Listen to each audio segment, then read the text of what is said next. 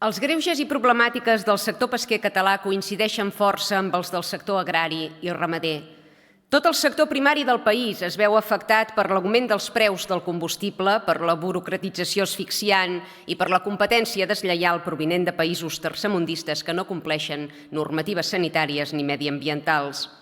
Mentre als nostres pescadors se'ls imposen mesures restrictives de pesca ecològica i sostenible, el Marroc i altres països extracomunitaris fan el que volen sense que hi hagi conseqüències legals ni de mercat. Si no aturem l'ofec normatiu imposat per Brussel·les i protegim amb ajudes directes el sector pesquer tradicional, conformat per famílies que fa generacions i generacions que arrisquen la vida a la mar per proveir-nos, perdrem un dels pocs gremis capaços de garantir la sobirania alimentària del nostre país. De cap de les maneres podem ni hem d'acceptar que institucions allunyades de la realitat i casuística del nostre litoral dictin el nombre d'hores que poden pescar o les quantitats de peix que poden capturar. La sobirania pesquera és una qüestió de dignitat nacional. La nostra flota ha de gestionar-se des de casa i l'han de comandar persones arrelades al territori i conscients i coneixedores, per tant, de les oportunitats i limitacions del sector.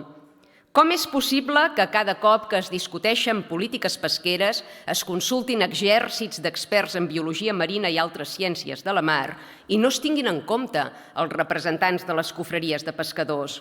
No hi ha d'haver un equilibri entre ambdues posicions?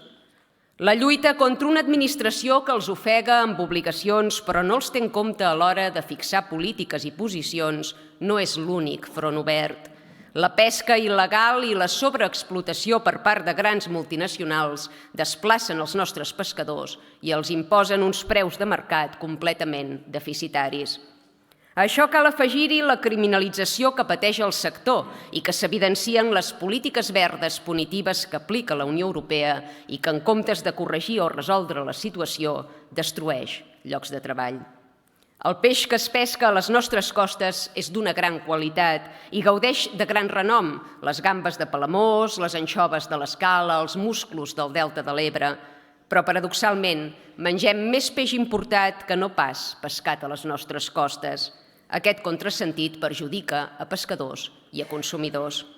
La caiguda de les captures imposada per estaments europeus d'ençà del 2000 ha estat imparable.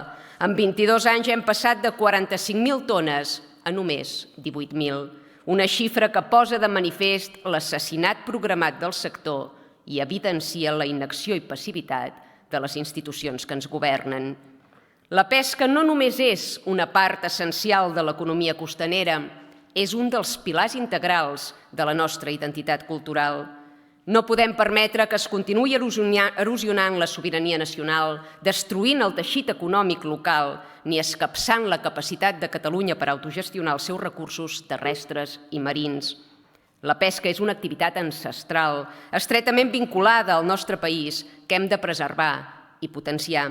El sector primari és una autèntica estructura d'estat.